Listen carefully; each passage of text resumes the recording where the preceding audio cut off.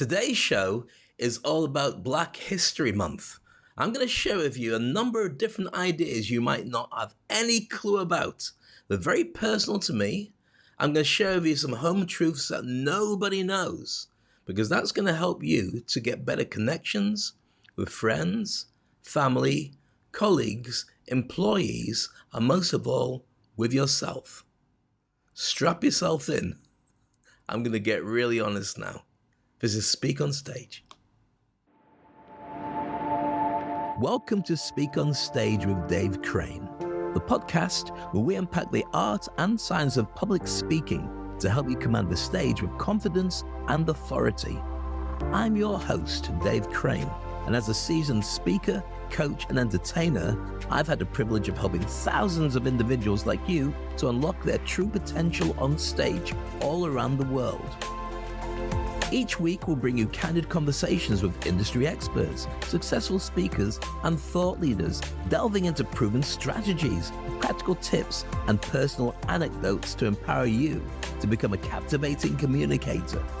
So whether you're a seasoned pro looking to refine your skills, or a beginner taking your first steps onto the stage, this podcast is your go-to resource for mastering the craft of public speaking.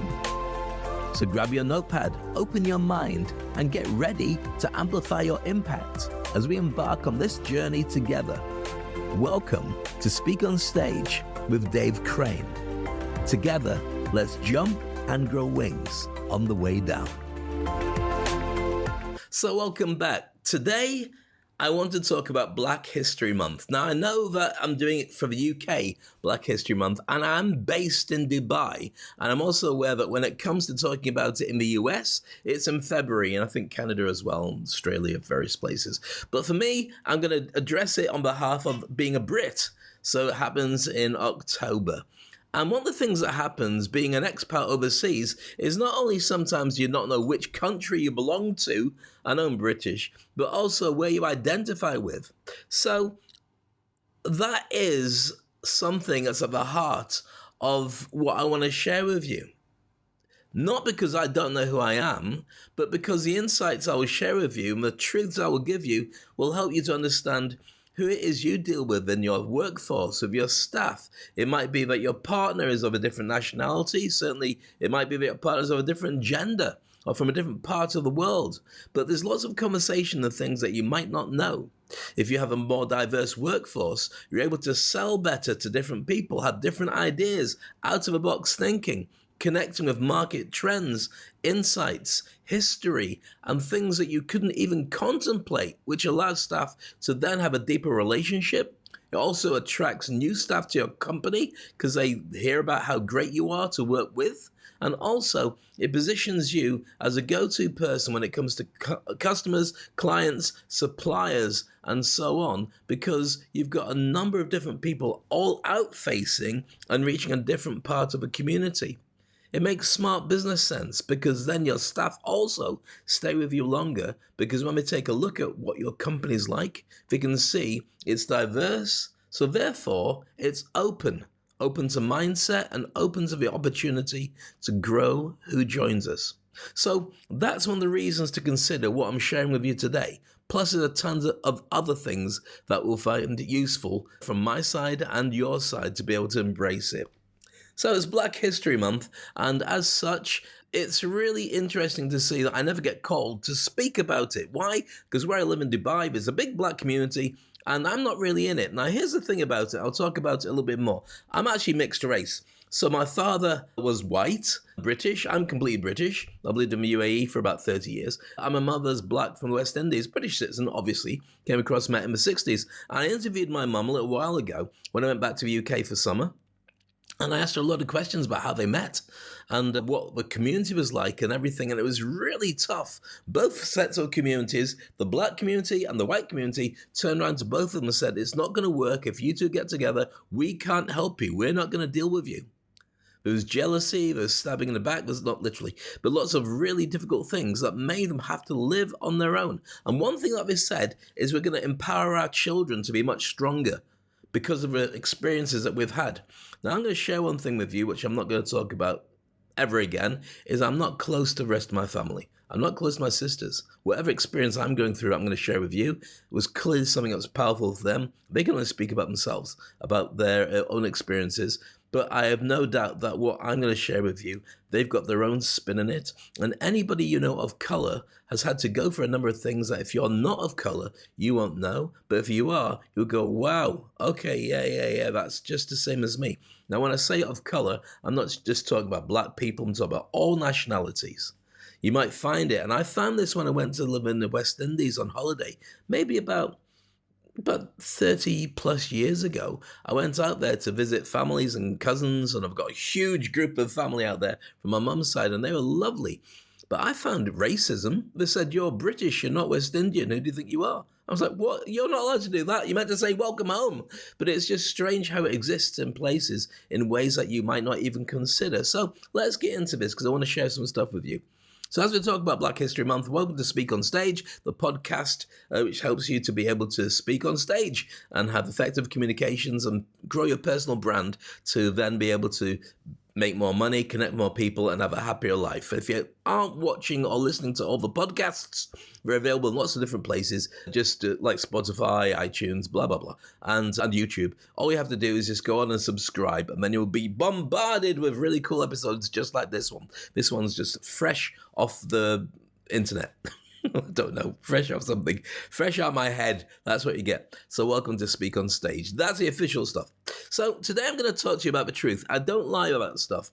And the reason I don't lie is because I've always said this whenever I do a live stage keynote, is at the time of doing something and sharing something with you, I always tell you what my truth is, because apparently it takes 15 lies to cover up each lie, and each of those lies will take another 15 lies.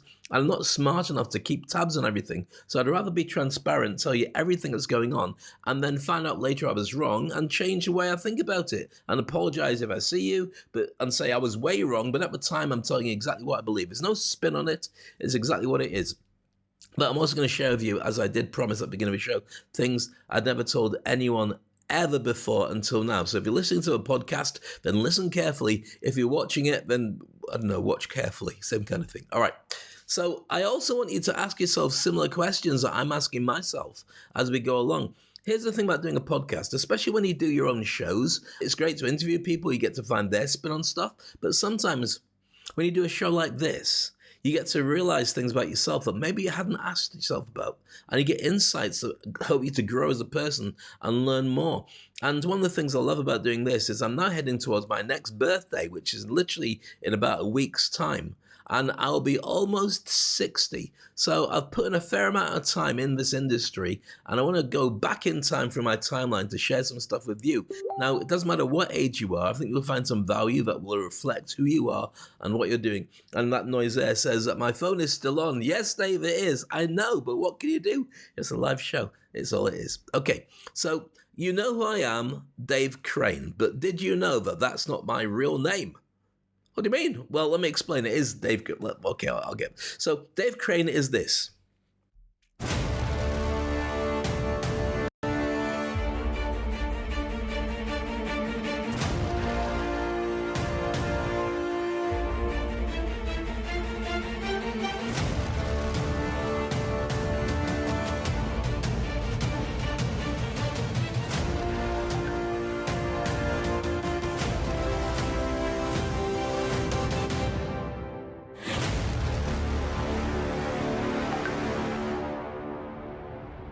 So that's what you see, and that's what everybody knows me as. Dave Crane does telly, radio, blah, blah, blah, all these other kind of things, which is fine. But what you don't know is the level of imposter syndrome that Dave Crane had to deal with after the pandemic. What do you mean imposter syndrome, Dave? You're surely happy in your own skin knowing who you are. Well, here's how it works. So actually, when it comes to who I am, I'm a different person than that. And everybody is. That version of me there is the social media version of me, the one that everybody knows in public. Now, imposter syndrome exists in everything you do. Something like 92% of people have imposter syndrome. And I'm guessing that the other 8% who don't claim to have imposter syndrome are probably a little bit psychotic anyway. So they have no doubts about who they are because they're too busy thinking about, ways to be serial killers or whatever else that choice can be. Now, I know psychologists are listening and going, Dave, that's not how it works. Just bear with me. We're doing a show, my show. Okay, so imposter syndrome basically says that every time you want to do something and step up to the mark and say, this is me, there's a voice inside your head that says you're not good enough. That's embedded in you from a very early age. So that imposter syndrome tells you maybe it's from school where a teacher sort of laughs at you for saying something stupid, or your friends ignore you or say negative things about you or pick on you, or your parents were really destructive when you were going through your childhood and not supportive, or they were overpowering or maybe even violent. But there's a load of things that come through your life where you hear no, no, no, no, no, or it's not, or you're not good enough. So later on in life, when you're really out there and you're saying, right, I want to go for this job, this is what I want, that voice in your head says you'll never get it. Or you see somebody and you find them really attractive and you say, that's the one for me. And that voice in your head says they'll never be interested in you because of imposter syndrome. And everybody feels it at some point, unless you're which if you're listening to the podcast was me doing an imaginary dagger from Psycho, stabbing somebody in the shower. Let's not go there beyond this, but that point is still there for the analogy. So basically, everyone's got a level of it. So how does it affect you? Well, I did promise you that Dave Crane wasn't my real name, but it is a fabrication name. My original name is David Maxwell Crane, and there's me, full name, with dad and mum, and that cushion with a face on it, that little one mum's cuddling, is me. Okay, so that's me 8 million years ago when the world was actually in black and white. And I know that you can't see the picture, which is going to be disappointing for this particular podcast, because you can do that giggly thing that everyone else does, which is, oh, look at him, he's so cute, look at his little dimples, whatever. So there's me with more dimples that you can't see on the audio podcast. And my specialist subjects, as it says there, included giggling and engaging with people. My mom always used to say to me that if I was on the bus and I started laughing, everyone started laughing as well. So even from a very early age, I understood the feedback loops of doing stuff that other people would be engaged in. And that was at the heart of my entertainment career and probably the stuff I did throughout my entire life, even starting as young as that. And you might say, that's tentative, Dave, but yeah, but you got to draw a through line all the way. You can't read life forward, but you can read it backwards. And so history does leave clues to help you establish who you are and what you do. In fact, I was going to explain to you about my timeline, but I'm not going to do that. I'm just going to give you some choice stuff from what I've done throughout my entire life to explain it. So I've had a core wound, as many people do, throughout my entire life that I've been fighting. And I wasn't really aware of it until the pandemic came along. And like many people, I ended up suffering from depression and anxiety as I hadn't worked as an entertainer or as a speaker for about 2 years because there were no gigs. I'd done stuff online. I was helping people with my Industry Icon program, which I put together to help people learn to be celebrities. But when it came to actually pitching for gigs and speaking and so on, it was really difficult to dig deep into myself and say, I'm great, I'm still great, because I didn't think I was, because I just haven't spoken. And you got an ecosystem that you build up, which means that when you go on stage and the feedback that you get makes you feel good, so you don't have to do it all the time. You just need to get that time. It's the same as people who do sports or go to the gym or cook or meditate. There's a part of you that needs to switch off into a different side of you to support the work side of you, if that makes sense. So with that, I realized I had a lot of challenges that I had to be able to get over. And the core wound came out, which is that I really was worried about who I am because I'd been fighting to establish who I am. Let me explain a bit more about that. Here's a picture of me. It's not really me. It's one that was drawn by ChatGPT. But there's a picture of me. I'll make it a little bit bigger so you can see it more effectively. Little brown kid, about the age of 3, living in Stockton in Teesside in the north of England, going around to play with all my friends, and guess what happened? The mum turned around and said, you can't come in, and wouldn't let me through the gate. Why? Well, I'm not going to say she was a racist. It's unfair to say she was racist because in those days, in the 70s, everybody was a bit. In fact, even nowadays, people are a bit racist, but they're not racist necessarily to harm you or want to be destructive about your life or your success. It's just being able to understand that you are different. And everybody is different, thank goodness. So at a very early age, I was locked out of this gate. Everyone went into play and I was sent home. Well, I wasn't sent home. I just walked home on my own. And the mom, bless her, she decided that's what she needed to do because she wasn't comfortable with her kids playing with black kids or black kids coming into her house or whatever it is. I didn't realize that this was an issue until I did a hypnosis session, maybe about 8, 9 years ago with a friend of mine, and this stuck out. And I was like, well, where's that come from? It was very vivid to me. And I realized that from that point on, I've been constantly fighting to establish myself, but at the same time, stopping myself from being exposed by having a gate shut on me. That might not make sense yet, but it will as we continue this story. So this is a story about legacy. This is a story about my legacy, but also I think you'll find it really relevant to you as you build up your life, your career, your family. You choose to decide where you're going to go, and you look back and try and make sense of the things that have happened in the past. Legacy is something that when you do it effectively, it's not something that you leave behind when you die, but it is something that you leave behind when you die if you've done it properly. But you can actually do it in real time right now. So what you're building is something you can monitor and be part of and certainly benefit from having, because you build your legacy during your lifetime. I hope that makes sense. I'm going to explain to you a little bit more as we go and also show you some ticks. Yeah, some ticks. Scratchy, not ticks.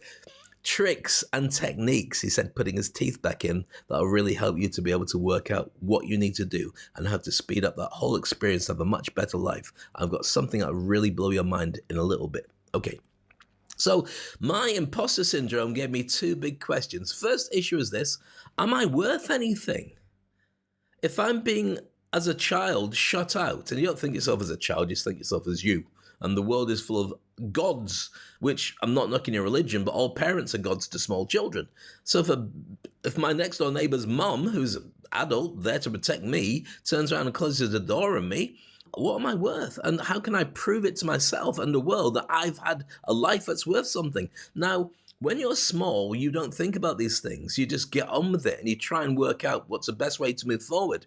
And it's more like survival mode than anything else. What's going to make my friends like me? What's going to make other people like me? And what will stop the noises that make me feel bad happening more and more? So with that, there's a second issue I had to deal with. What is the currency of success? If I'm going to work out who I am and what I am, and work out to share the world in who I am and what I am, what do they need to see to prove that's true?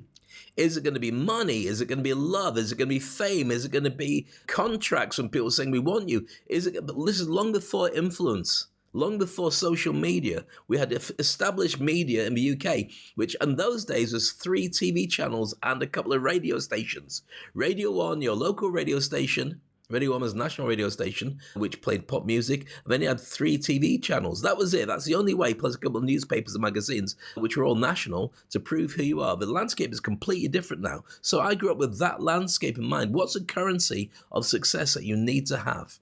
So here we go. I'm going to dig deep with a question for you. What does society value most? Now, if you've paid attention to previous podcasts, you'll be very aware of the answer to this one. I'm going to give it to you because it's a really powerful thing that you might not be aware of. You might say, oh, it values money and it values success and it values, fame, fortune and influence and all the rest of it. It's really simple, the answer, and you'll understand when I share it with you. This is what it values: status. Now, status can be broken down to 3 different areas. The status game that everybody plays, or almost everybody plays, is this: dominance, success, and virtue. How much do you dominate what you talk about as an industry? How successful are you to prove that you've done well? And also, do you stand by what it is you share with everybody? Are you virtuous? So for instance, dominance would be like Lionel Messi or Cristiano Ronaldo in football or soccer, as our American friends call it. They're the best in the world, bar none, and you can see that in the evidence of what they've achieved throughout their entire lives. Now, success would be maybe Elon Musk, richest man on the planet. The money's there, it proves who he is. It proves how successful he's been. Don't say Lex Luthor. But the money's there and the tech is there. And when he decides that he wants to create something, you can see that is a really smart guy who's putting most of it together. Then you've got virtue. What's virtue? Well, when somebody sticks by their guns. So you're talking about people like, not Elon Musk. You're talking about something like Michelle Obama, for instance, who she won't lie. She'll just tell you exactly what her truth is, even if it's embarrassing for other members of the family, like the husband. Or the Pope, who will just tell you the old way of doing things by the Catholic Church is not the way that he wants it to be in the future. And it should all change and catch up like their attitude to gay people, for instance, which is completely different, which is fascinating to see. So therefore, you trust them more than ever before. Now, you can display this. You can go up with your status game by showing more warmth to people who are trying to learn on the way up, sharing your expertise with as many people as you can do to help them to grow too, and also being sincere. That means you can turn around and say, I was wrong before, but I'm right now. But if things change with that, then I'll tell you as well. So that's what you do to position yourself as being really successful in what you do. And I've learned this in the last couple of years, and that's why I share it with people as well. So this is me at school. See if you can see which one's me. I'll give you a clue. Third row down, which is second row from the front. At the back there, second on the left as you look at it, I think, or on the right. The brown guy. Okay, the brown guy. That was me. And that's my school photo where I grew up in Brassey Primary. And I'm blessed to say that about 30-40% of the people in that picture I've actually connected with at some point on Facebook. We don't talk a lot, but it's nice to see that we've still got some kind of communication, which is nice. So that was me growing up in Scotland. I say before I do any of this stuff is jump and grow wings on the way down. This was my philosophy on how to be successful in life. I didn't realize it's my philosophy until I started writing books and looking at what my signature message would be before I help people to work out what their signature message is. So jump and grow wings on the way down. Take calculated risks. If you think you can do it, jump into it and see how well you go. And don't do it if you've got no idea, or don't take on battles you know you could lose. I don't do that either. I don't say, that's a brave attempt, let's get in there. Oh, I look like an idiot. No, I don't do that. I don't mind looking like an idiot, but only if I get something wrong, and I'm proud to say I gave it my best shot. So jump and grow wings on the way down is my theme tune, my theme meme. And when people talk to me and say, what do you do? I can say to them, I help people to jump and grow wings on the way down. This is important because then when I talk about the rest of the stuff, then you'll understand how this fits in with you. And you'll also be asking your own question about who am I and what do I do and what's my own signature message. So with that, I went on to do stuff at Brassey Primary in Troon and Ayrshire in Scotland. I took part in lots of plays, and I really threw myself into it. My mum and dad gave me piano lessons. I didn't do much of the piano lessons. Can't play piano to this day, but I was a pretty good singer at the time. You can see me just there, even in a black and white photo, see the chimney sweepers is Mary Poppins. We weren't that poor in the picture. We were all dressed as chimney sweeps, and that was me. I don't know if I had a line. I'm just singing in the chorus at that point. Went on then to do some other stuff. I think this is still Mary Poppins. Oh no, this is Peter Pan. There you go. I'm probably wearing the same clothes as I wore in the other picture. Let's have a quick look. No, I'm actually older, believe it or not, but it's true. I'm wearing jeans in that one. And it's white shirt, so black and white picture. So that's me, actually over 50 plus years entertaining on stage around the world. And that's me taking part. So entertainment was in my blood. In those days, also, this is us doing Joseph and the Amazing Technicolor Dreamcoat, which is a famous play by Andrew Lloyd Webber and Tim Rice. And at that time, there's me dressed as Elvis, or the Pharaoh, I think the character was called, who sang Elvis songs. And I went on to take part in a talent competition, a nationwide talent competition in Scotland. I think it's called Stars in Their Eyes. I'm not sure for definite because it was 8 million years ago. And I came second amongst all the adults. And I'll say to you that I came second, not because I wasn't good enough to win, but because the guys who were organizing it, who I completely understand, Archie McCulloch, who is a legend in Scotland in those days on TV and all sorts of stuff in those days, they needed a star they could take on the road. And with me being 11 years old at school, there's no way that I could be the star because I could do a couple of shows and that's it. I've got school to go to, so somebody else won. It's not sour grapes, I don't care. I'm more than over it. And there we are. So throughout my entire life, I've been trying to fit in.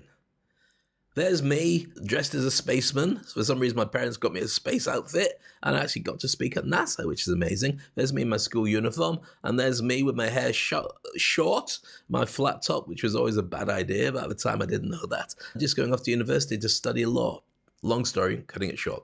There's me scoring a goal playing for Troon Thistle, which is my football team when I grew up in Scotland, in Troon. Yeah, you got that bit.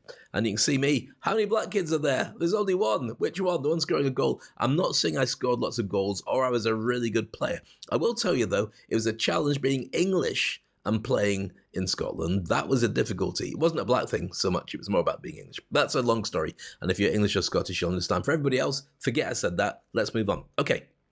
So then, when we moved to England, I was the chairman of my sixth form committee. I was in charge of about 300 students, which is quite an achievement, really. You can see me there, flat top again. What was he thinking? Don't talk about it. Leave it there.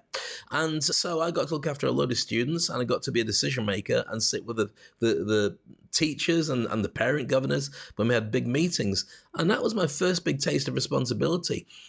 But it cost me. I'll be transparent and honest here. Because I enjoyed the challenges of being on a committee, I really didn't bother outside my social life. I was organizing parties and nightclubs. I was an event organizer. And then when it came to do my A-levels, I reluctantly did them. I didn't really enjoy them, didn't really like the school system anyway. And I got 2 A-levels that scraped my way to law school. And I didn't finish my law degree. I'm just sharing that now because it's true and transparent. I didn't particularly enjoy being there. I met some amazing people in other courses and some people in my law course, so it's cool as well. But I went on then to leave the university in Essex, and a friend persuaded me, that's another story, to go and become a full-time entertainer. Because remember, that had been in my history all the way through. I only took law, this is the truth. I took law because I wanted to make my parents happy. Now, there's a thing that you'll understand here. And maybe it's an insight you've never come across before. There's a thing called second-generation Holocaust syndrome. So when you see somebody who's survived some kind of Holocaust or some kind of really horrible thing that's gone on, like we're facing in the Middle East, like we're facing in Eastern Europe at this moment in time, people who survive that, generally their children have to face something, which is how do we establish that this will never happen to us again? And what they do is they work really hard to make sure their kids are part of a middle class, so they never get excluded without finances or the ability to be able to save themselves should something hit their country in a really tough way. And so to explain that, second-generation Holocaust syndrome, for me, my background is my father was the son of 2 German Jewish refugees who escaped from the Second World War, lost all their family, everybody. Some went to different parts of the world. And so the generation were working really hard to make sure their kids had good jobs. And so I agreed to become a lawyer, not because I wanted to become a lawyer, but lawyers, doctors, anything that's got a big load of studying and was a middle-class, well-paid job would mean that your parents are happy. And so that's why I took it. So that explains it. You might have that yourself, or you might understand it even a little bit better as a direct result. So I dropped out of law and became a full-time entertainer. Yes, that's me there with my arms out, embracing it and showing you my dental work. There you go. Don't you see that picture again? Came back from that, worked for the BBC because of the work I'd done in radio and hospital radio and all the stuff I'd done. And there we are working for BBC Cleveland, even though Cleveland doesn't exist anymore. It's Teesside, apparently. And I don't know if BBC Radio Cleveland exists in any way, shape or form because it's been 30 years since I looked into it. But there's me and Tony Fisher on stage. And if you're listening to it as a podcast, it's still true, but you just can't see the picture. There we go. Look at those legs. Goodness me, we've not been that thin for a long, long time. No belly. Way. Look at that. Okay, so moving on there. And there's me winning Blind Date on UK TV. 20 million people. Blind Date, the dating game. There's another story to be shared with that. And you can see the girl I'm with there who hated me, but we're friends now. Only friends. And on the other side is Jason Orange. Dominic Orange, who's a brother of Jason Orange from Take That, which he was on the show, on the Christmas show. It's a long story. I won't bore you with that, but that's another thing about the Blind Date stuff. So I'd gone on to establish myself as an entertainer, but never getting the break I wanted to, not knowing what was driving me to have to entertain and get famous. I know now, which is what I shared with you at the beginning of this show, that imposter syndrome, being turned away as a little child, not being allowed through the gate to play with my friends. I felt I had to establish my status, but I didn't know that was what was happening. Subconsciously, below the surface, that was what was happening. So if I'm talking to you about subconsciously, let me explain to you about how subconscious works. I'm going to see now if I've got a picture. Okay, that's near enough to it. That'll do. So here's an iceberg picture, okay? So if you imagine that's how your brain works, on the surface, everyone goes, wow, that's great. That's an iceberg. Look at that. But underneath, there's loads more stuff that goes on that people don't know about. And often you don't know about it because you're too busy working to even think about what impact it has. So does that make sense a little bit about how your mind works? It's a really good, if you're listening to the podcast, go to Google and look up the iceberg illusion and you'll see what I've just shared with everybody. And everybody else, you can still go and look for it anyway, because there we are. All right, so going back to this original image of Blind Date, I got the chance to be shortlisted for a couple of TV shows, which were in those days, Don't Forget Your Toothbrush. There was some breakfast show. The breakfast show was a big breakfast. Don't Forget Your Toothbrush, MTV, and The Clothes Show. I was shortlisted for them, but you had to send a VHS video. I'm trying to find some. Oh, this is a good example. This is my book, Thought Leaders Playbook. See how thick that is? That's about the same as a VHS video that you'd have to send in a post, because you didn't have internet in those days. You only had snail mail. So you'd put something in a post, and it was just like throwing it down the street. You might never see it or hear from it again. Hopefully, British Post Office will be able to get it to the person, but it will be weeks, maybe months before you hear anything back. And to be honest with you, I didn't hear anything back for ages. And by the time I did, it was shortlisted from those 4 people, said, we're very interested. But then 3 months after that, after a few auditions for one, which was a clothes show, which, as you can tell by my fashion, I wasn't very good at, they all turned around and said, thanks, Dave, but no thanks. So it left me kind of hanging, because I thought, well, what else can I do but go on a reality TV show, win it to prove my worth? And during that time, my friends at the BBC sacked me. When I said, look at me, I'm on that Christmas show. How good is that? They said, we really would not like that. We're going to put you somewhere else, like out the door, and you can find your own way. Was it racism? You work it out. So I worked really hard to prove how good I am, because I wasn't getting promotions. I was still a freelancer. I'd been for about 20 different auditions to get a job with the BBC that were for jobs for people of colour, and I still wasn't getting the opportunity. And then I get sacked when I prove how good you would think they'd turn around and say, Dave, that was great. You've done really well. We need to promote you. No, the opposite happened. I'm not bitter about it. I'm trying to work out what was going on in my life to be able to help you. And if you're just tuning in, you're going, Dave's whining. I'm not. This is Black History Month in the UK. I want to share with you my story, so hopefully you can find some stuff of value for yourself too. So anyway, at that time, I was also working with the Prince's Trust. That's me and Prince, or now King Charles. And a lovely letter that was sent to me from King Charles, Prince Charles in those days, saying, Dave, love your work with crime. Not actually committing crime, but that's your work. Helping young people to be able to establish themselves and find a new career, blah, blah, blah, blah. All the stuff that you do when you want to score some points. So that was it. I was doing well, but not doing well enough, because I just wasn't getting the break. And in the end, I gave up. I went to live in Dubai. I took a job on the back of the fame of doing national TV with the Blind Date show. I got a job DJing in a bar in the Marriott Hotel. It was a 5-star hotel in Dubai, and that's where I got my first chance. But I had to leave all my friends and family behind, and it's been 30 years now, and many of them are not my friends and family. Well, still family, but many of them are not around anymore, or I lost contact with many of them. And it's just life. It does that. What risks would you take? Jump and grow wings on the way down, Dave? Yep, that's exactly what I said. So to establish more about that, to cut a long story short, I went on to find various successes in the things that I did. There's me interviewing James Brown. There's me launching Planet Hollywood with Bruce Willis, Sylvester Stallone, Amitabh Bachchan, and various other dignitaries and so on. There's me hosting Dubai Rugby Sevens for 20 years and overcoming tragedy, which I won't talk about tragedy, but hosting the T20 Cricket World Cup in Dubai and Abu Dhabi and Sharjah after the pandemic. There's lots of stories I could share with you, but I'm not going to go on. I train game changers to be able to speak and establish themselves and industry icon people to be the best in the world at what they do.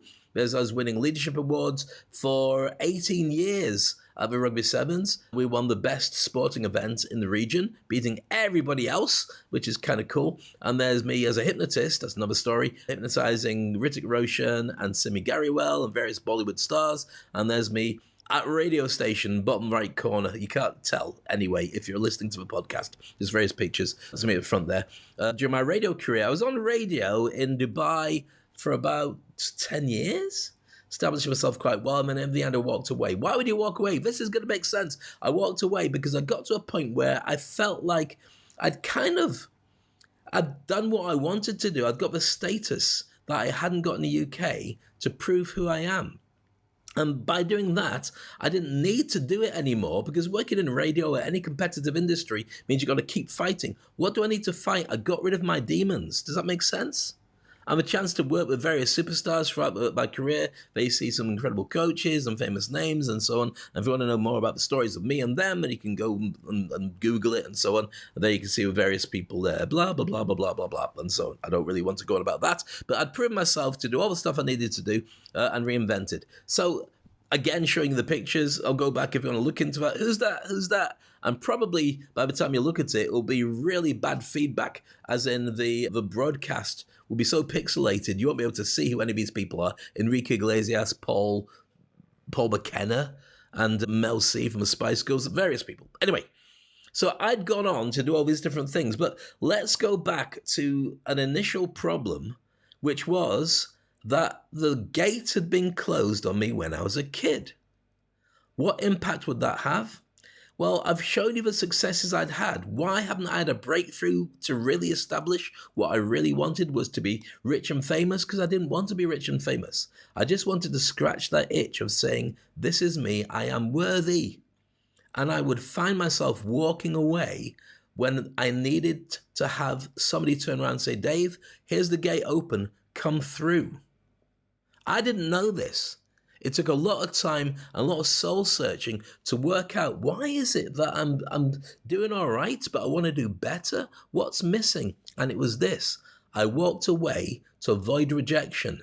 And what would that establish? Well, it means that whenever I got a chance to be on the top table in any industry, any work, that's not me, it's ChatGPT's version of me.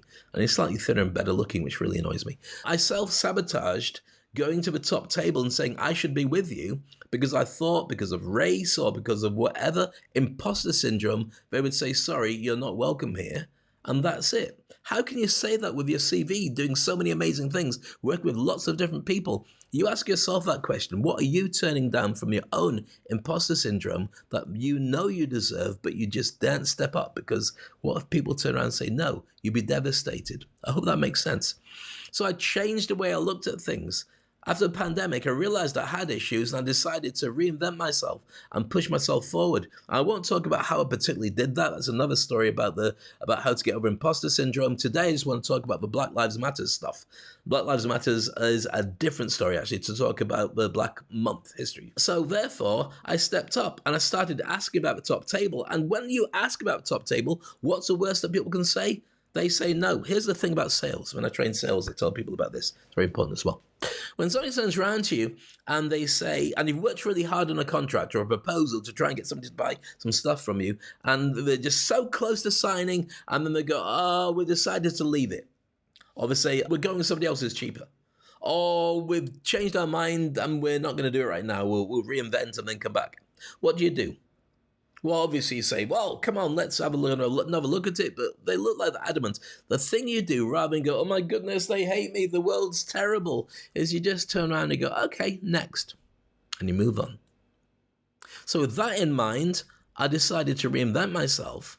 And when I reinvented myself, I could say next. I wasn't scared, and I'm not scared of being turned down by anybody for anything now. I'll ask, and the worst that's going to happen is they say no. But sometimes they say yes. And here's me hosting the Africa Hub at the World Economic Forum in Davos at the beginning of the year. Yes, Davos. It's also me speaking at the World Changers Summit at the Vatican with some of my dearest friends there. There's a Sir Professor Dr. Gabrielle in the center there, and lots of other people who are really big names in their industries from all around the world. I was very fortunate to speak there. And if you Google it or you look at my past episodes, you can see the performance I shared there. You can also see the fact that literally, as this is being broadcast, last week I was hosting GITEX, looking after cybersecurity and various other things, interviewing various people and so on, and I was given an award. That award was given to me by the head of UAE Cybersecurity Council, and that's Dr. Mohammed Al-Kuwaiti. That award, again, is, wow, that's establishing the fact that I am being recognized and rewarded. Think back to that little boy who got the gate closed on him.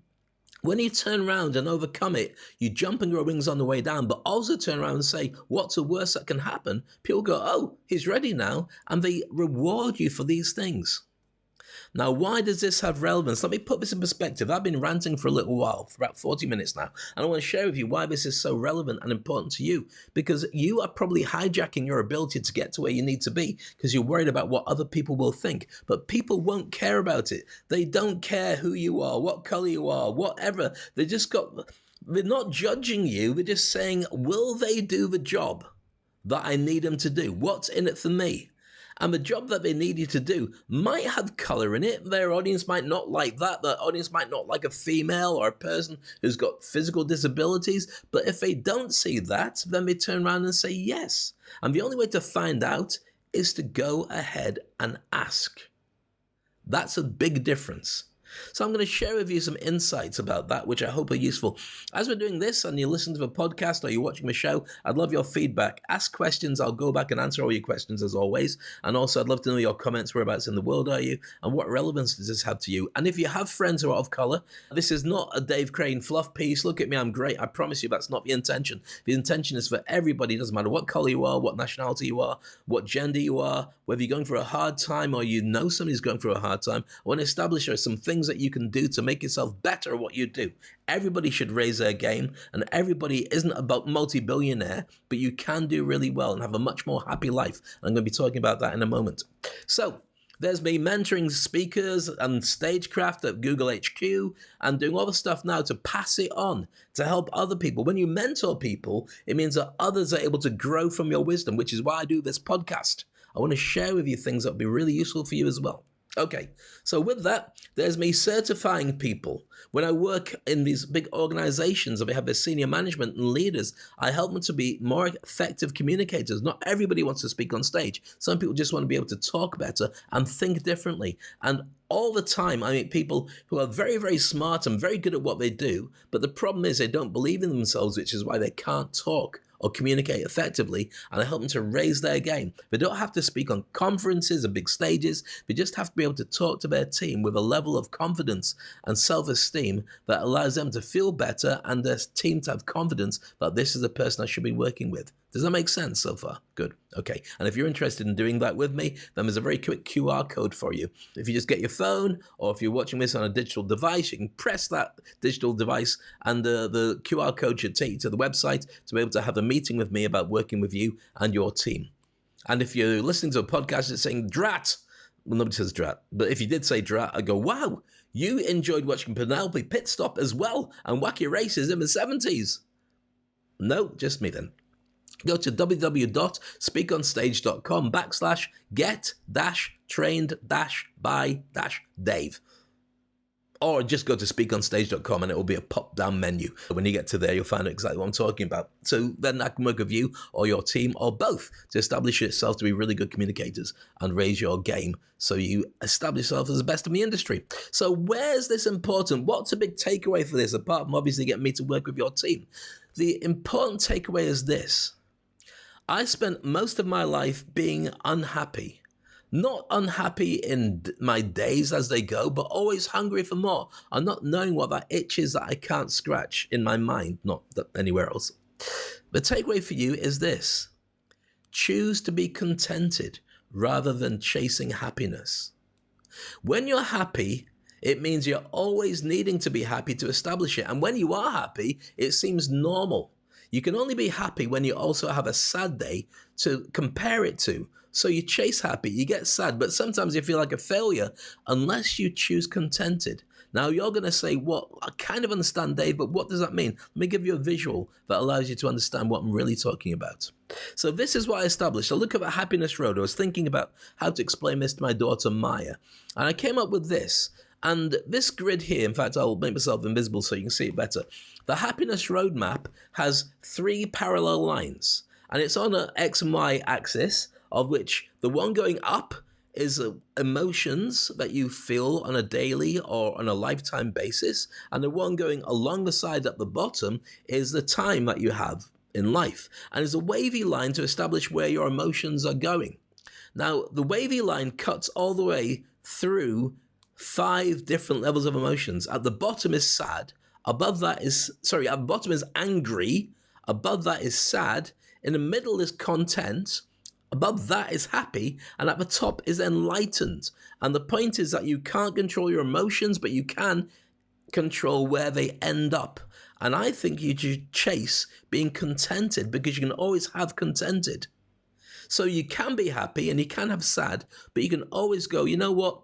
I'm content now. I didn't get what I wanted, but I did get something. I experienced it. Not what I wanted, but enough to say, that's it. I can tick that box on my bucket list. I got what I needed to get out of it. And I realized that this is what I've been doing my entire life, looking for contentedness. And contentedness means different things to different people. Let me establish a bit more. So if we're looking at a good life roadmap, what would be a good life? If you start mapping on it, and you can put this into ChatGPT. In fact, if you message me, I'll send you the map I used for this and prompts that you need to make this happen. Now, it overlaps a little bit, so it's a bit difficult to be able to understand this. And it might be impossible for you to see it at all if you're watching it on a black and white TV, which would make it impossible anyway because it don't exist anymore. But you can see basically to have a good life, at the top of it and the happy times, you've got exploring new places, feeling fulfilled and doing things that you love. At the bottom, it's overcoming setbacks, financial or career stress. And in the middle, when you start looking at contentedness, it's things like setting things and achieving them and embracing your imperfections. Things that you go, I'm actually okay. You know what? I'm all right with that. Same as when you look at that. You look at what can I do to establish a really good life?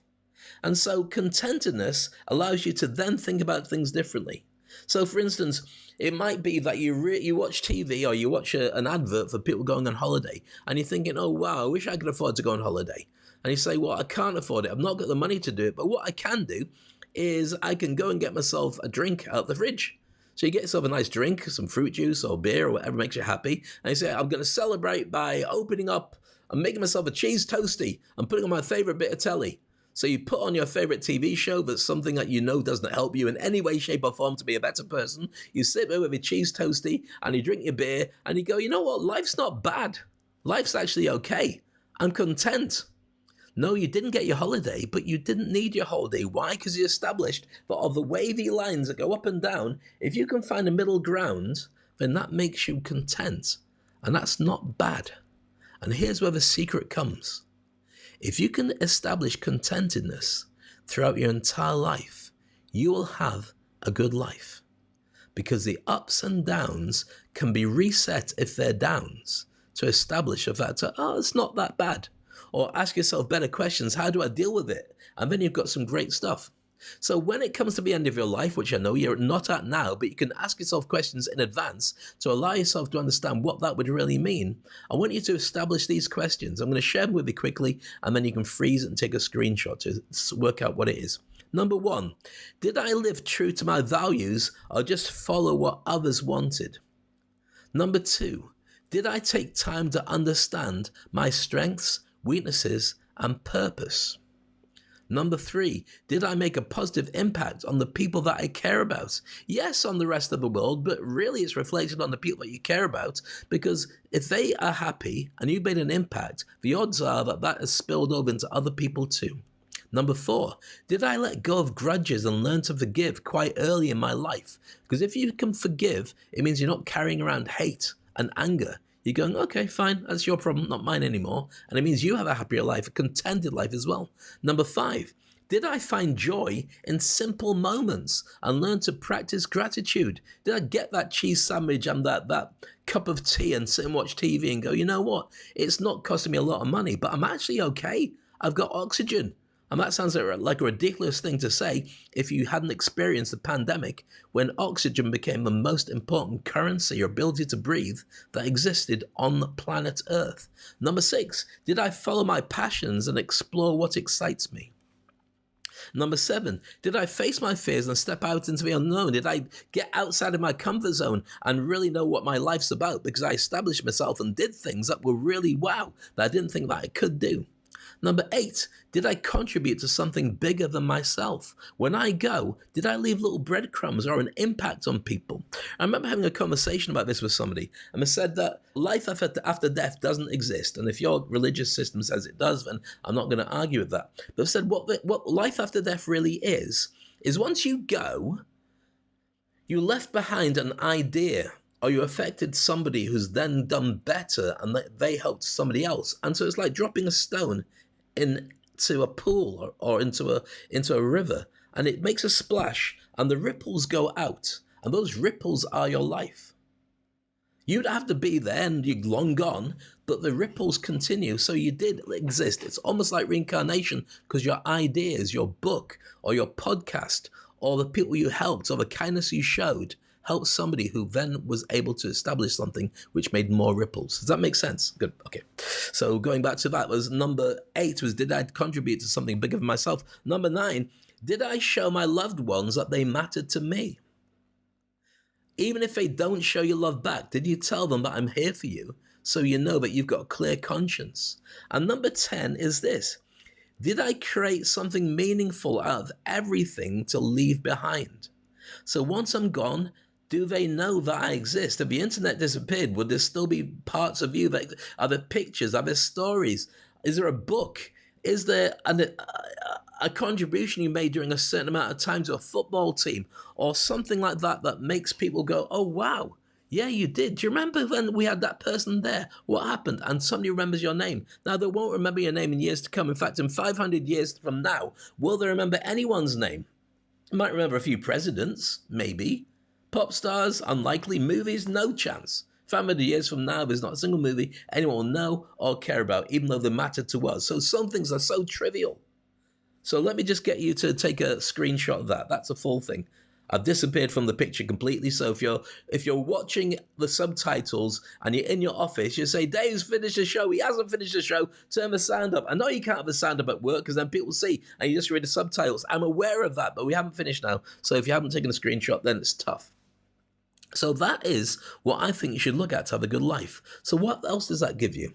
Well, first of all, it's not about what happens to you in your life. It's about what you do next. I may have been turned down from the age of 2 or 3 and not allowed to play with my young friends because the mum wouldn't let me through the gate. But what did I do to react to that? I established, this long journey makes sense to me now. It didn't make sense almost any other part of the journey. I established a timeline that was all about getting status and proving who I am and finding happiness. And now the next status for me is about creating something special, financial and legacy-wise, to be able to make sure that my girls, my wife, my daughter, and my mum, if she outlives me, I don't know, are able to say, I've had a good life thanks to Dave. They might never talk to me again. They might all remarry and just turn around and say, ha ha, goodness me, I'm so glad. But hopefully that's not the case. But it won't matter to me. I won't be there anymore. So it's what happens. What do you do next?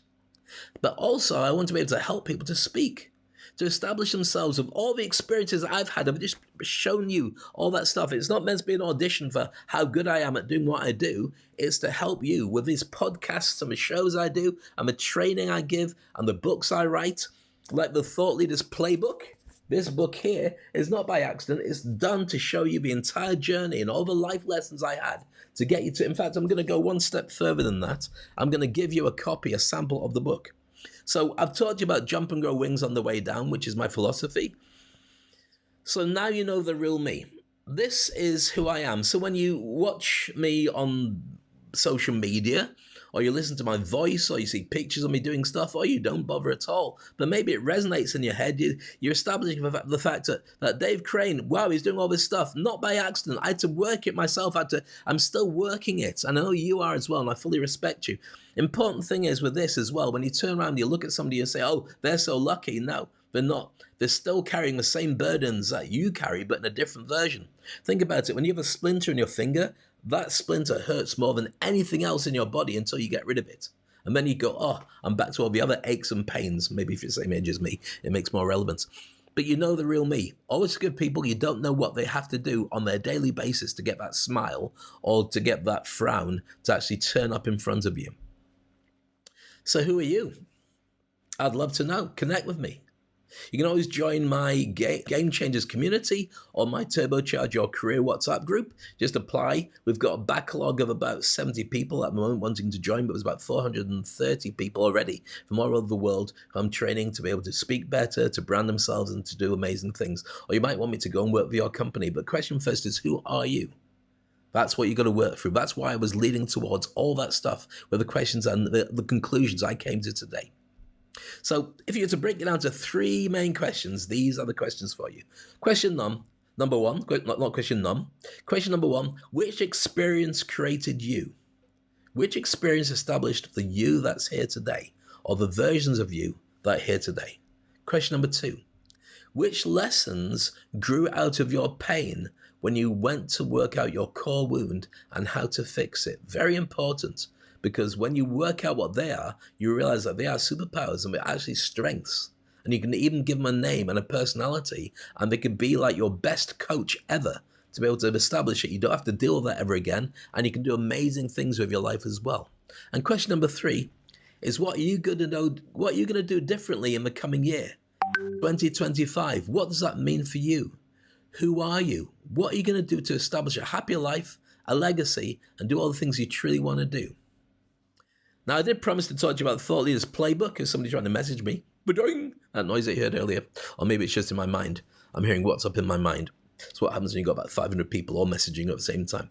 Thought Leaders Playbook is this book, that one here. And when I talk about it, it's the amalgamation of everything. It's the definitive guide to navigating the modern business landscape and positioning yourself as a go-to person in your niche. And it contains insights, exercises, and step-by-step roadmap of leader mentorship to position you as a true industry icon. And it's available for you on Amazon to buy. I'm going to give you a little sneaky sampler of it right now. And I'm really blessed. I've had some incredible people there. There's Jeff Smith, who's a KPI guy, the world's best seller on KPIs in industry, especially in the automotive industry. David Urich, who's seen as a godfather of HR. Joel Comm, an incredible visionary in digital marketing. Raymond Aaron, one of the best ever salespeople I've ever seen on stage, walk on stage and walk off with $1 million, which the audience happily gave him just because he's so good at speaking. Dr. Corey Block is a UAE's #1 business coach, dear friend of mine, an incredible guy. And Anthony J. James, who you will have come across on LinkedIn, over 4 million followers. Genius guy, really nice guy. They've all written their critique, their reviews of the book, all favorable, thank you very much. So it's worth something to you to have this book. So if you want to get your sample copy, again, QR codes, or you could go to Speak on Stage, www.speakonstage.com/playbook. And all you need to do is put in your details there, or press a QR code, and there's a little sneaky version of the book you can get to go through and enjoy. And if you like enough, go and buy the real one, the full version, the full Monty, and get it delivered so you physically got something to carry around. Yes, it is quite big. There's about 400 pages in there, and every single one is carefully manicured to give you, as curated was a term, wasn't it? Not manicured. That means you cut its nails, Dave. Stop saying that. Carefully curated to give you everything you need. That's speakonstage.com/playbook. Start again. speakonstage.com/playbook. I should put my teeth in before I do the show. Or that QR code to be able to get your sample copy. And you're very welcome for that. And if you want me to train your team, this is the last bit there I'm going to say as a plug. That's a QR code, but you can go back earlier in today's session and you can get the full details at speakonstage.com. Get trained by Dave with lots of gaps and lots of different minuses. And look, if you want to get trained by me, watch the videos on YouTube and LinkedIn now. Okay, any questions? How I can help you? Please reach out. We're a long time dead. While I'm here with breath in my body, I'm here to help. Please feel free to connect with me and I'll help you as best as I can, as I help everybody all around the world. So that's it. Black History Month and me. What is my relevance to this? Well, I am of color. I'm mixed race, but to most people, they just see me as black. And I am inside. My favorite band is Oasis. So that will establish for you what not Luther Vandross or no, Oasis. I love Britpop. Yes. There's another revelation. Didn't know that, did you? Well, here we are. She's revealing everything.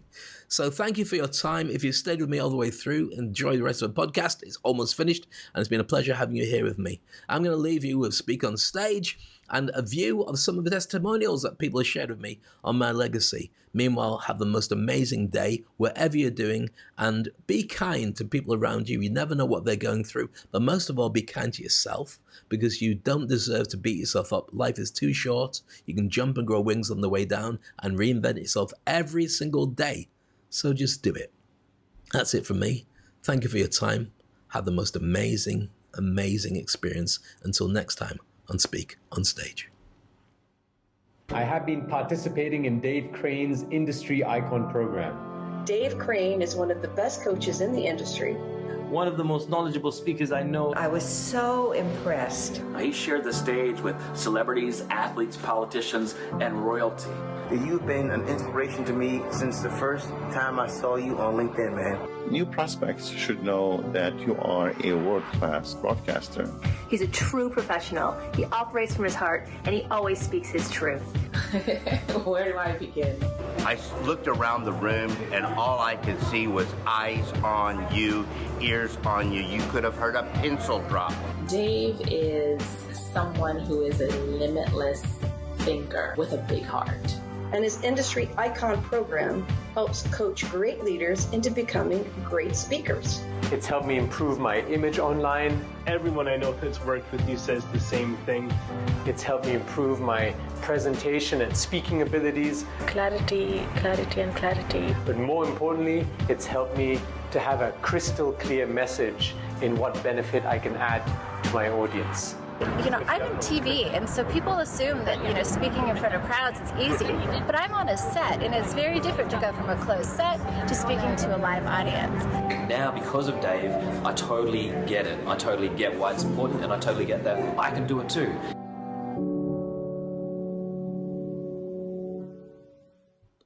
I have been participating in. Thank you for tuning in to another insightful episode of Speak on Stage with Dave Crane.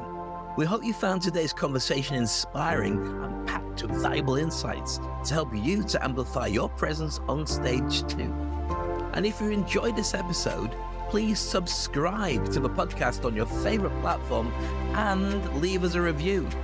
Your feedback helps us improve and reach more aspiring speakers just like yourself. Remember, the stage is your platform to shine.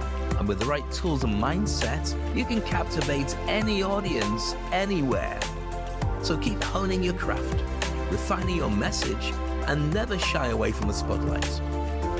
Stay tuned for our next episode, where we'll dive even deeper into the world of public speaking and performance. Until then, keep speaking, keep shining, and keep making an impact. This is Dave Crane signing off. See you next time. Speak on Stage.